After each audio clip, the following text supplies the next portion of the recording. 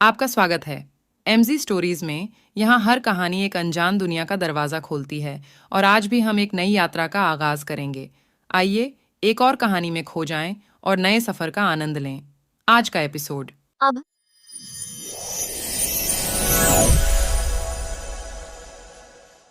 पोता रोहन जितना उसके लिए नर्म है, बाहर के लिए वो उतना ही क्रूर है। जो धोखा उसने रोहन को अपने पास रखने के लिए दिया है, अगर वो उसे पता चलेगा तो अगले ही पल वो अपनी ग्रैंडमा की भी जान ले लेगा। लेकिन विमला को इसका डर नहीं था। उस राज को उसके बखूबी दफन कर दिया था। जब उसके पिता को नहीं पता चला तो उसके पोते को भी पता नहीं चलेगा। मैं ठीक हूँ। विमला की आवाज कमजोर थी। रोहन ने विमला को चुप रहने का इशारा किया और कहा, आप आराम करो, मैं बाकी का काम देख लूंगा। रोहन जैसे ही वार्ड से बाहर आया उसका व्यक्तित्व बदल गया। उसकी नीली आंखों में गुस्सा था और उसने अपने असिस्टेंट से कहा, पता करो ग्रैंडमा की ये हालत कैसे हुई। असिस्टेंट ने हाँ में सर हिलाया और चला गया। तभी विमला की सेक्रेटरी दौड़ते हुए रोहन के पास आई और कहा, बॉस, ऑस्ट्रेलिया से बुरी खबर है। रोहन ने सुना लेकिन अनसुना कर दिया। वो जानता था कि किस बारे में बात हो रही है। सेक्रेटरी भी रोहन के एटीट्यूड को समझती थी लेकिन बताना भी जरूरी था। उसने कहा, मिस सिद्धि का बहुत बड़ा एक्सीडेंट हो गया है और उनके दोनों पैर अब कोई काम के नहीं रहे। अब जाकर रोहन ने सेक्रेटरी को देखा और भवें सिकुड़ते हुए पूछा, मतलब कट गई की है। सेक्रेटरी इस सवाल से आवाक रह गई।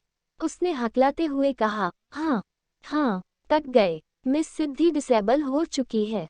रोहन ने सेक्रेटरी का कंधा थपथपाया और हंसते हुए कहा, तो इतनी अच्छी खबर तुम ऐसे मुंह लटका कर क्यों दे रही हो? वो दोनों माँ बेटी मर जाते तो ज्यादा अच्छा होता। सच में रोहन उन दोनों से अंतहीन नफरत करता था।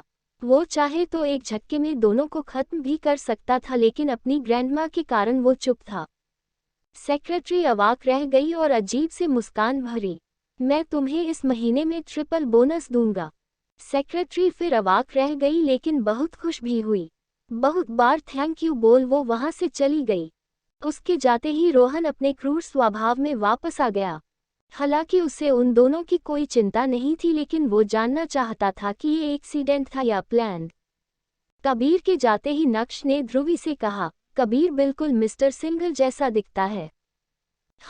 लेकिन वो डैड से ज्यादा डेंजरस है। उसकी भोली शक्ल पर मत जाना।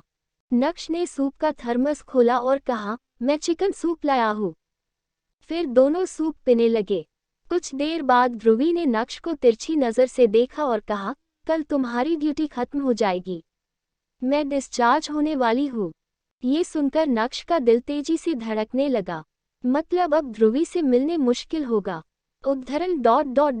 नक्श ने कड़वी हंसी और आगे सोचा, ये तो होना ही था। इसमें इतना बेचैन होने की कोई बात नहीं। तभी ध्रुवी की फिर आवाज आई। उसने पूछा, एक बात पूछूं? नक्श ने थर्मस बंद करते हुए हाँ में सर हिलाया। शायद उसे अंदाजा था कि वो क्या पूछना चाहती है। क्या अब भी तुम मॉम के लिए कुछ फील करते हो? नक्श सकपका गया और इधर उधर देखने लगा। अचानक उसे पसीने आने लगे।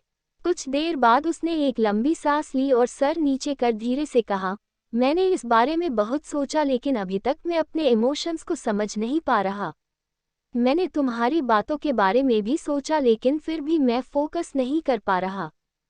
ध्रुवी ने नक्श को बहुत परेशान देखा और हाथ पकड़ लिया और उसे थपथपाते हुए कहा, रिलैक्स, शांत हो जाओ, ये सब इतना भी आसान नहीं।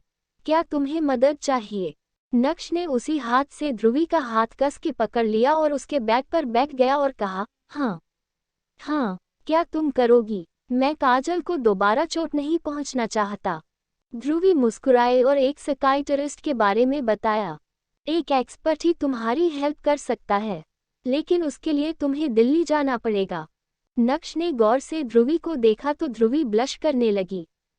मुझे पता है मैं बहुत ब्यूटीफुल हूँ लेकिन ऐसे घूरो मत, नजर लग जाएगी। नक्श को हंसी आ गई और ध्रुवी के हाथ पर किस किया और कहा, आई विल मिस यू। ध्रुवी ने अपना हाथ खींच लिया और नजरें फेर ली। वो नक्श से दूरी बना लेना चाहती थी। आखिर वो सिंगल फैमिली के पुराना दुश्मन परिवार है लेकिन ये दिल मानता ही नहीं। नक्श को अपनी हरकत पर अजीब लगा और वो बेड से उठकर सोफे पर चला गया। रावत मेंशन। अथर्व और अर्थ आमने सामने बैठे अंडरवर्ल्ड में हुए हलचल के बारे में बातें कर रहे थे। अर्थ ने बताया, डैड, रॉयस ने सिंगलर्स से वॉर शुरू कर दी है। अथर्व कुछ पेपर्स देख रहा था और हाँ में सर हिलाया। अर्थ ने आगे बताया, उन्होंने ध्रुवी को मारने की कोशिश की।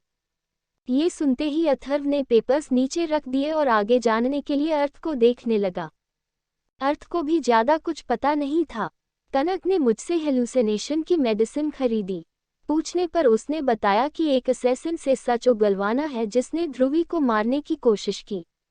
अब मैं मना नहीं कर सकता क्योंकि वो मेरी भी बहन है। अथर्व अपने सीट पर टेक लगाकर बैठ गया और पूछा, बुआ के क्या हाल है?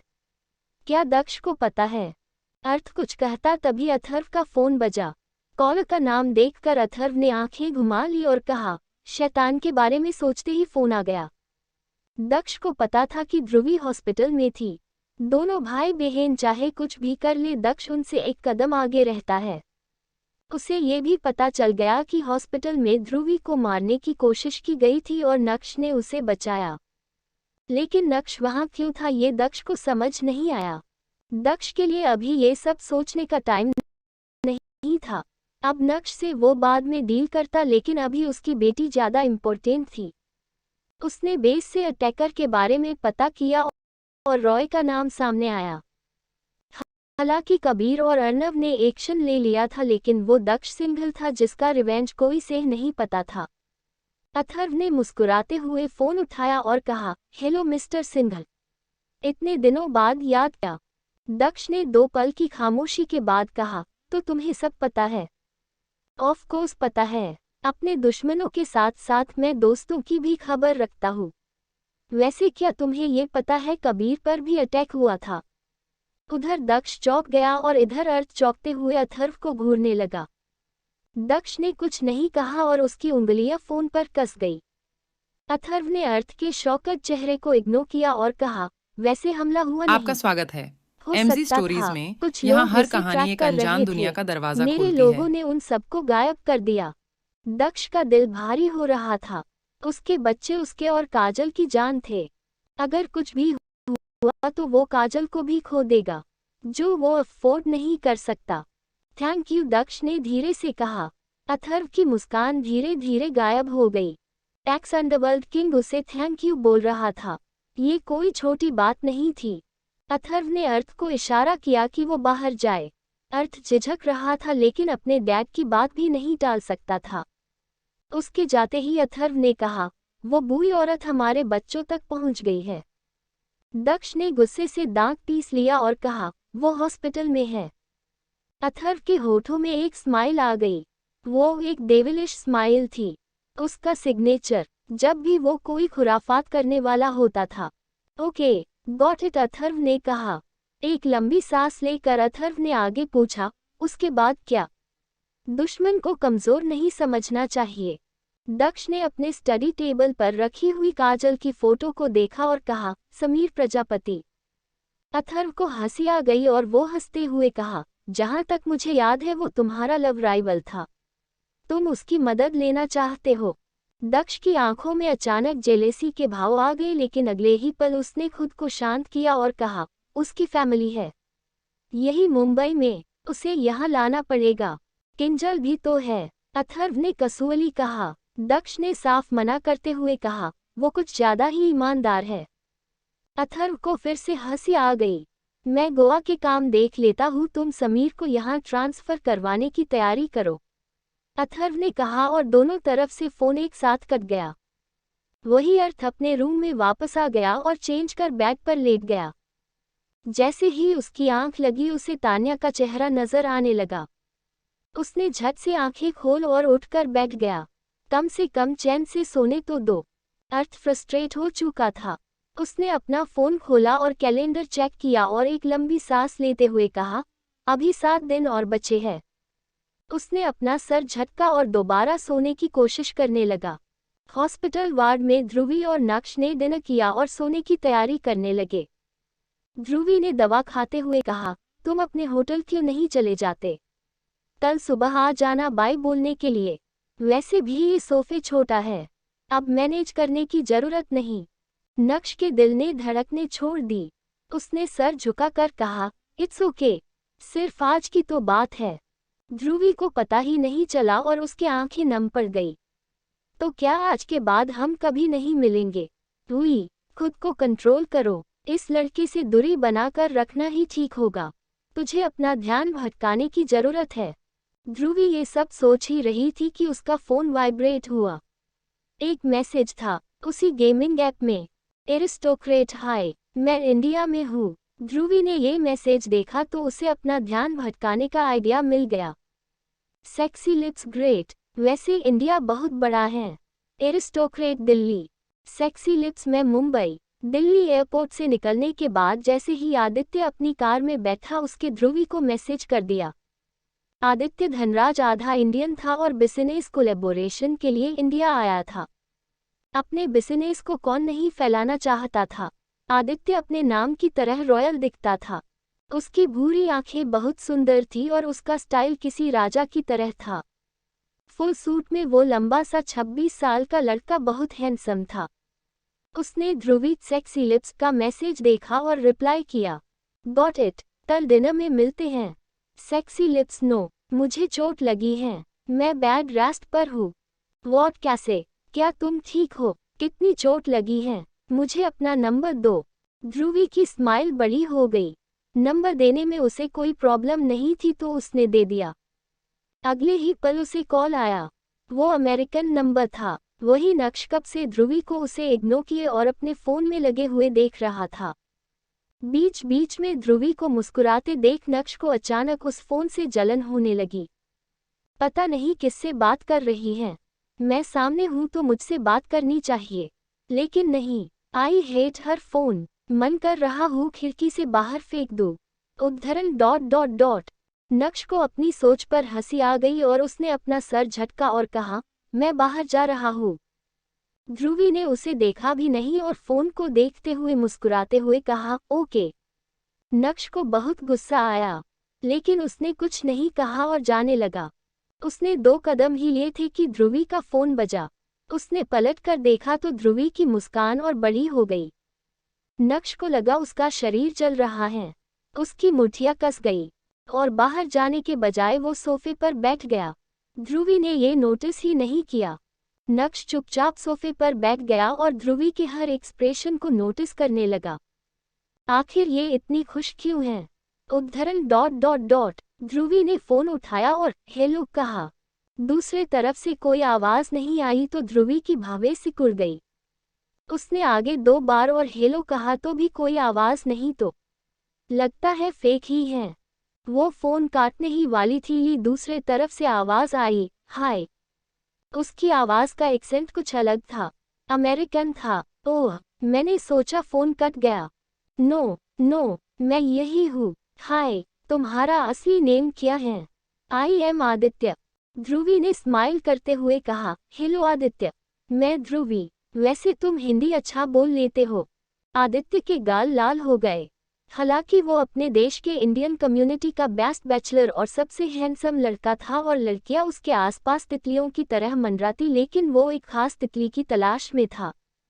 अपने एक फ्रेंड के साथ उसने ऐसे ही रेसिंग गेम खेली और उसे ध्रुवी की टीम में रैंडमली डाल दिया गया और उसकी किस्मत चमक गई।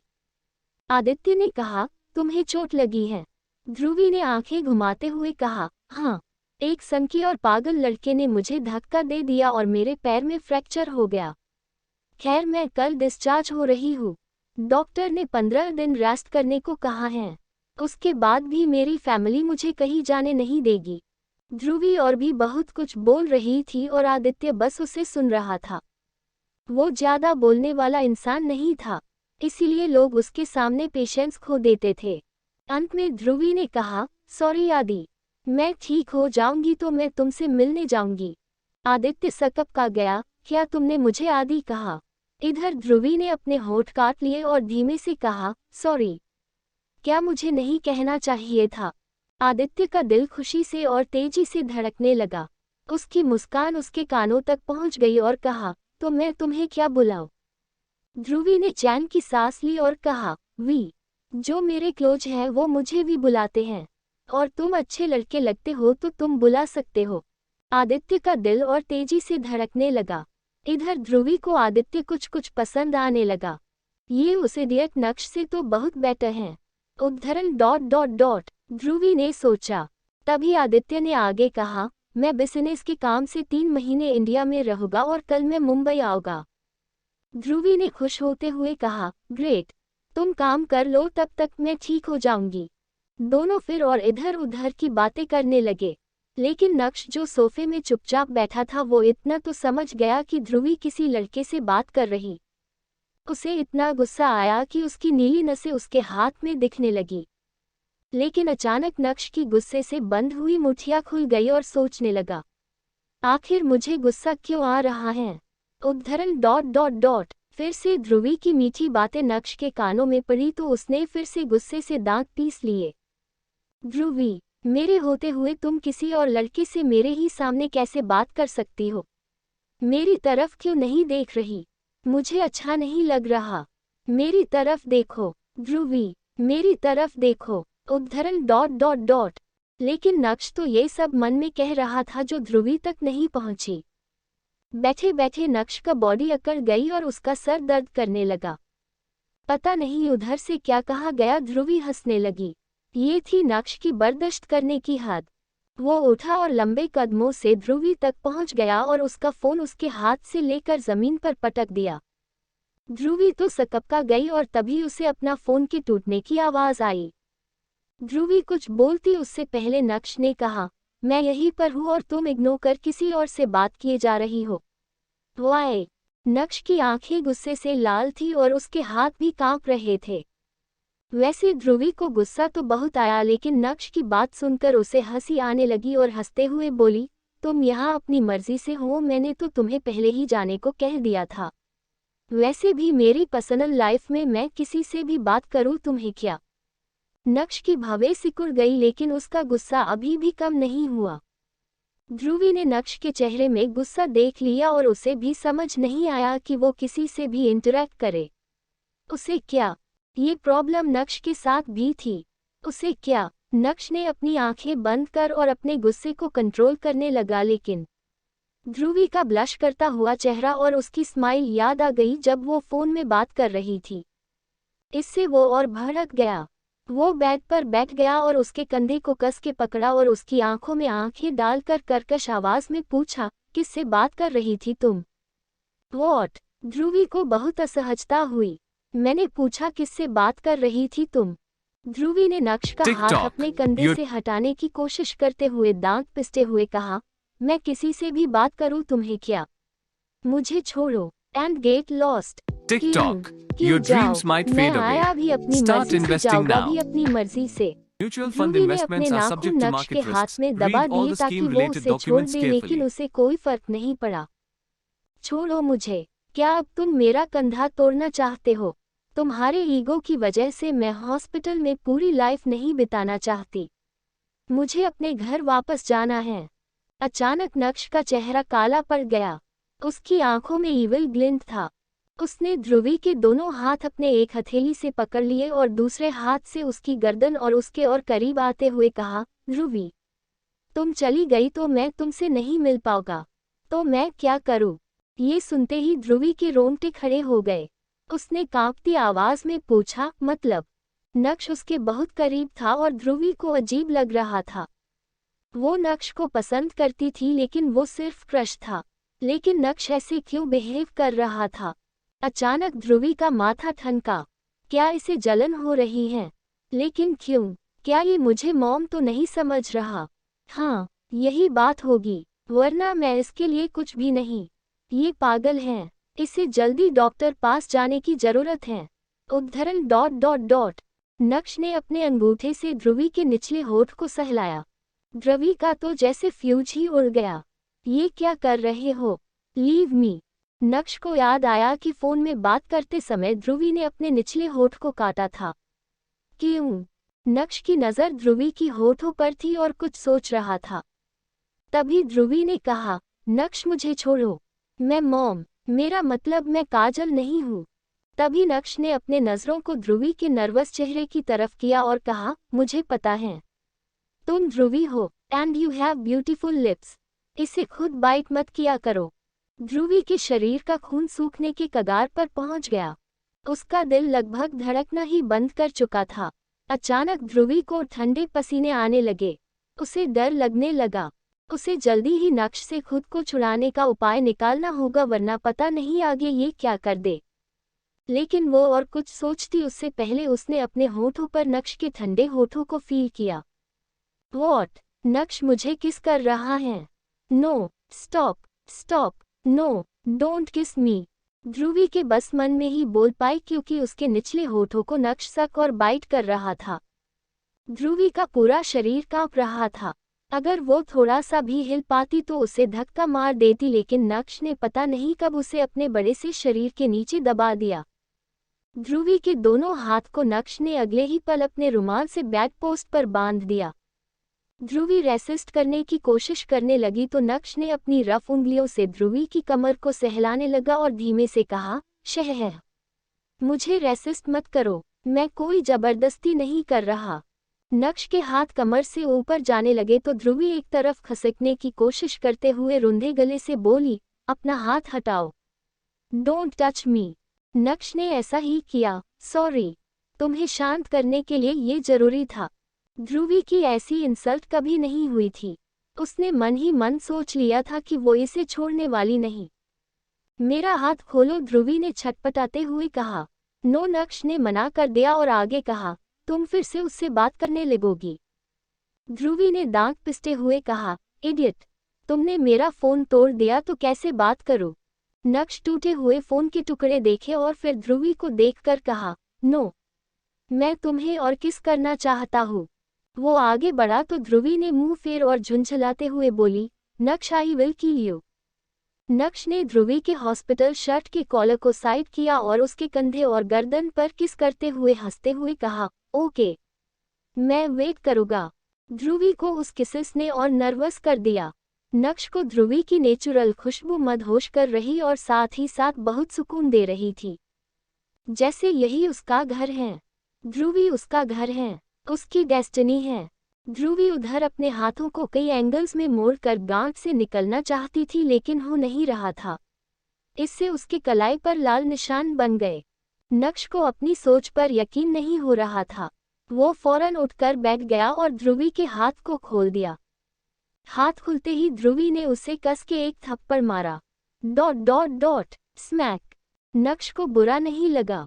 तभी उसी गाल पर उसे एक और थप्पड़ पड़ा। ध्रुवी ने उससे अपनी नजरें फेर ली और कहा, गेट आउट और दोबारा मुझे दिखाई मत देना।